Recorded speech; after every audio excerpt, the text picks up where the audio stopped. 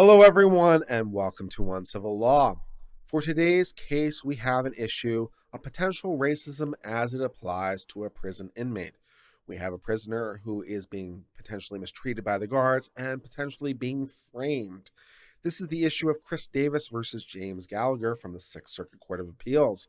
In this case, we're going to learn what happened to this prison inmate and whether or not he can sue for some of the things that has potentially happened to him. So let's get started with this. Chris Davis, an African-American male inmate at the Iona Correctional Facility in Michigan, had a dispute with James Gallagher, one of the facility's corrections officers. According to Davis, as he was leaving breakfast one morning, Gallagher called him Bubba and asked him where he was going. Davis did not respond. Gallagher then called Davis boy and demanded an answer to his question. Davis told Gallagher that Bubba and boy are racist terms. Davis told Gallagher he might file a grievance over the perceived racism. According to Davis, Gallagher responded by telling him, "Next time I call you, you better acknowledge me or I'm going to put you in the hole," meaning solitary confinement. Just great. According to Davis, Gallagher searched Davis and planted heroin in his pocket. Gallagher also wrote a misconduct ticket and an incident report which alleged falsely, according to Davis, that Davis possessed heroin. As a result, Davis was placed in administrative segregation. He was also tested for drug use, and drug use came negative. So we see the setup of what's happened. We have a setup here of what's happened. The officer, according to his own admission, this first half of this incident occurred with the whole thing. And then the issue becomes he was found with drugs, and he was sent to administrative detention. So that part isn't in dispute. The part that's in dispute is whether or not the drugs were drugs. The part in dispute is whether or not it was heroin or whether or not it was salt. Whether or not he was framed for this because, the guard had it out for him because of this earlier confrontation. So whether or not he's being framed for heroin possession when what he actually possessed was salt. So no one denies the earlier incident occurred. No one denies he possessed something. No one denies that he was sent to administrative segregation. No one denies the test juice came back negative. The issue is, was he found with salt or was he found with heroin? And was he being set up and discriminated against because of racism from this potentially racist guard? So let's get started. Let's continue on. Davis met with Inspector Miller. According to Davis, Miller told him he'd be released from segregation only if he revealed who had supplied him from the drugs. Davis told Miller he had no drugs, and the misconduct ticket was thereby false. Miller, according to Davis, responded by threatening to make him suffer. Outstanding. Davis was also interviewed by the Michigan State Police. Davis told the Michigan State Police that Gallagher said, "Stop, what's in your hand?" I told him I had seasoned salt in my hand. He went into my pocket and there was nothing there. I don't know where he got the heroin from, but nothing was on me.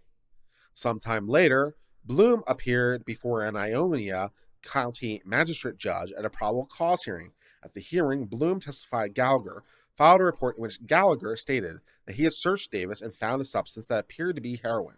Bloom also noted Davis' allegation that Gallagher placed the heroin. Bloom added that the testing substance proved the substance to be heroin. So I was mistaken earlier. There is a dispute as to what the testing actually showed. Okay, fair enough. And then we also have to get into what kind of test. Are we talking like a field test or are we talking a lab test? Because those field tests, man, are inaccurate as all. So if he says it was a field test, it probably tested positive for heroin on the salt. That's how inaccurate those field tests are. They really should stop being used. They're horrible. Based on the testimony, the state court determined there was probable cause to file a felony complaint against Davis. The Ionia County prosecutor in turn charged Davis with one count of possession of heroin by a prisoner.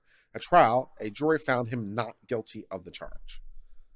So there was a criminal trial and he's found not guilty. So not proof beyond a reasonable doubt. So, I would imagine, if I had to guess, I'd imagine a jury is probably thinking this guy is a prisoner and he's being charged with stuff. We already know he's a prisoner, right? So for a jury to find not guilty, I'm imagining that the case was pretty shaky and there's a lot of things said at trial that would take the default assumption. I'm assuming that the jury is like, he's 1 foot in the door. For them to say not guilty, leads me to conclude that the evidence was shaky and there was a lot of things said, made the jury say, not so much here. So the fact it was not guilty means, it is probably a pretty weak case. Yeah. Following the acquittal, Davis filed this action in which he alleged that Gallagher and Miller violated constitutional rights. The district court screened the complaint as required by the Prison Litigation Reform Act. So there's an act of Congress which, because prisoners file a lot of stuff, has tried to curtail this to only let legitimate stuff through. So the district court screened it. On the basis of a threshold assessment, the district court dismissed the claims against Miller. The court similarly dismissed Davis's Eighth Amendment and procedural due process claims. The court allowed Davis to proceed on substantive due process, as well as First Amendment, as well as state and federal malicious prosecution. So the district court here is splitting the difference, right? He's saying you don't win on the Eighth Amendment, cruel and unusual. You don't win on the procedural due process issues, but you do win on a substantive due process issue, at least going forward, and you win on the First Amendment issue because you're exercising valid free speech, and therefore this is malicious prosecution. So he's saying you can at least try to make these claims. So that's the disposition there. Gallagher filed a second motion for summary judgment. Among other things, Gallagher argued Davis could not prove a lack of probable cause to prosecute him for heroin possession. So Gallagher, the prisoner guard, is now arguing, he's filed a second motion for judgment. So he's arguing you can't prove the lack of probable cause, because probable cause is such a low standard. It's such a low standard that you can't prove the lack of probable cause. So that's a tenable argument. Agreeing that Davis presented no evidence that Gallagher planted the heroin, which would be hard, but yeah. The magistrate judge recommended that Gallagher's motion be granted. Davis filed objections, but the district court denied them, adopted the magistrate judge, and dismissed the case, and we now proceed. So there was an issue as to whether or not this case against Gallagher should continue. So, the initial finding was you can proceed. But then we got a little bit further because we were talking about a motion to dismiss earlier, right? So we got past the motion to dismiss. Now we're in a motion for summary judgment. So we need a little bit more to proceed. So the motion for summary judgment is being treated. Let me just ask you, I know the answer. How much of the sound of the music is bleeding through? Is it bad? Because there's nothing I can do about it. So how bad is it? Is this a real problem? On a scale of how bad is it? Is it really bad? I'm imagining it's pretty bad. Someone talk to me. Where are my chatters? Please talk to me. Barely audible. It's none. There's music. Great. We'll press on. All right. Fair enough. We'll press on. All right. Especially with my audio over it, I can probably get it out in post. Thank you. It's quite loud in the room, so I wanted to check. Yeah. We reviewed de novo the district court's grant of summary judgment to Gallagher on Davis's malicious prosecution claim. Summary judgment is proper only if there's no genuine dispute as to material fact, and the defendant is entitled to judgment as a matter of law. Malicious prosecution claims under both federal and Michigan law share four common elements. Criminal prosecution was initiated against plaintiff and defendant made, influenced, or participated in the decision to prosecute. There's no probable cause for the procedure.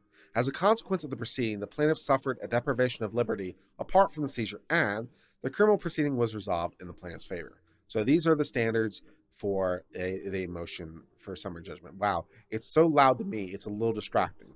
So if I seem a little distracted, it's because I'm having to deal with this. I now live across from a music venue, an outdoor music venue. So yeah, if I start acting weird, because I'm having to deal with the audio issues in my own head. The lone issues ripe for resolution today, then, is the second element, namely, whether probable cause existed to prosecute Davis. In answering the question in the affirmative, the district court relied entirely on the state's probable cause determination in the underlying criminal case. So in looking at this, the district court is whether there was probable cause to prosecute, which is one of the issues on summary judgment. And so in answering that, the district court relied entirely on the probable cause determination in the underlying case. All right, so that's what happened there. I live in an apartment, so my ability to soundproof is limited. I don't know that I really have a lot of ability to soundproof. However, for today's purposes, it's enough to note the evidence in the record from which a reasonable jury could conclude Gallagher provided false information to establish probable cause. Gallagher thus fails to meet even the identity of issues requirement under the Michigan preclusion law. So the Court of Appeals is saying that there is enough issue here for the court to review it, and a reasonable jury could conclude it, so the district court was wrong for dismissing it based on the evidence that was available. So it should have looked at other stuff to figure out what's going on. Negative 35 decibel. All right. Yeah, I wonder if I can turn down my gain just a little bit to try to exclude some of that too. All right. Check 1 2 1 2, check 1 2. All right, turn down my gain a little bit to see if I can reject a little bit more of that audio. They're now doing electronic music. It's dubstep, in case you're wondering what kind of music it is. It's dubstep. So, yeah. When an officer falsifies the evidence that purports to provide probable cause, that fact goes a long way in justifying a malicious prosecution claim. You would think so, yes. And Davis says falsification is exactly what took place here. Davis testified during his deposition that Gallagher placed the heroin. Davis told Bloom the same thing, and Bloom memorialized it as much in the report. The record thus reflects evidence from which a reasonable jury could conclude that Gallagher placed the heroin and then falsified the fact in the incident's report. That evidence, moreover, creates a genuine dispute, a material fact, as to whether Gallagher knew the probable cause evidence was false because he planned it based on Davis. Yeah, so when we look into whether or not the officer falsified stuff, that does go a long way to malicious prosecution. And so, they says that it took place. That's what you said in your deposition. It took place. And Davis told Bloom it and said it. So you said it to Bloom and you're saying it here. And so there's enough for a jury to potentially conclude that the evidence was falsified based on the initial pleadings. So you can go forward past summary judgment into a triable issue. I do have a very good directional microphone, yes. I do love my Rode NT1A. It's a very good cardioid mic, and so it does reject a lot of audio coming from behind me. It's coming from that direction.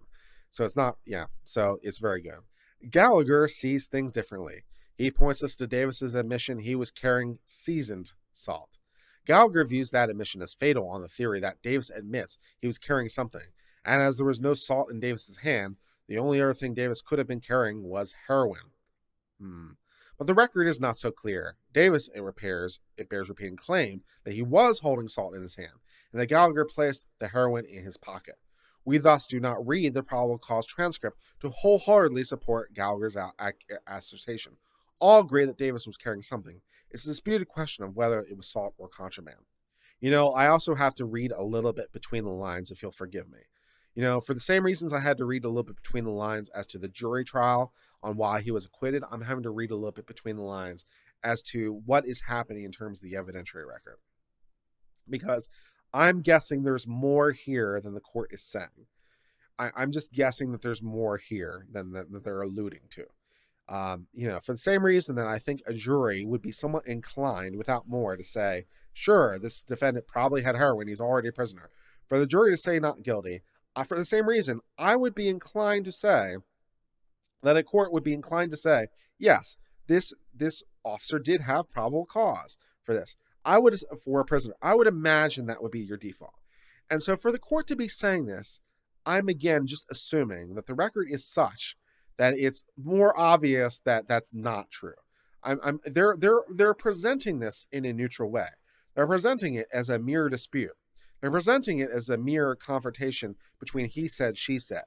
But I'm guessing, in reality, there's a little bit more that's leading the court to this decision.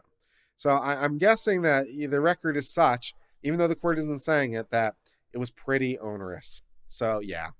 Viewed as a whole, the record before us undermines the conclusion below.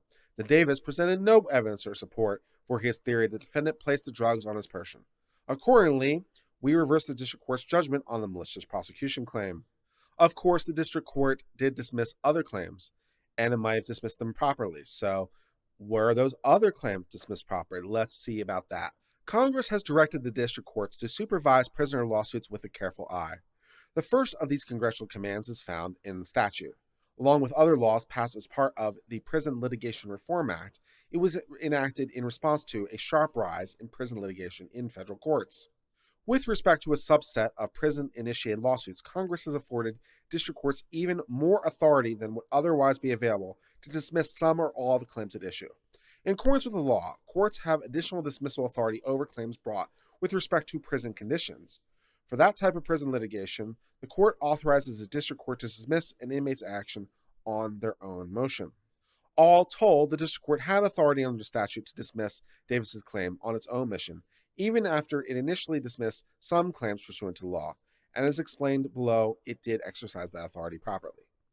So the federal law, as it relates to some of Davis's claims in the underlying stuff, were dismissed properly because it was properly dismissed under the Prison Litigation Reform Act. The district court is allowed broader discretion to get rid of frivolous cases from prisoners because they have nothing else to do and they have no disincentive to bring these complaints. So it's like, okay, we're going to create rules to help filter out some of this stuff, and the court is saying you exercise your discretion properly, which makes sense.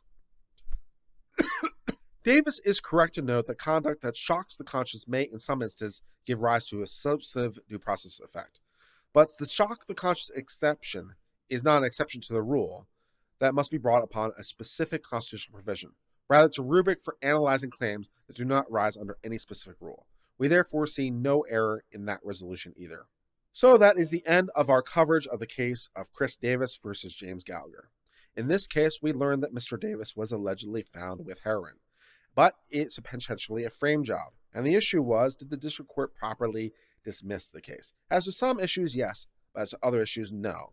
There is enough, according to the court, to allow this case to go forward because a reasonable jury could conclude, based on the evidence available on record, that this was a frame job retaliation in response to potential racism and or potential showing just a touch of defiance. So we'll have to continue on, but that is the end of our coverage of this case for today.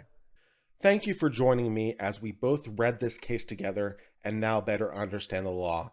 If you're enjoying this legal education content, please subscribe to this channel. It really helps us grow. And check out one of our other videos, including the one that's currently being displayed on the thumbnail on screen. Thank you so much for your continued support. And until later, my friends, cheers and goodbye.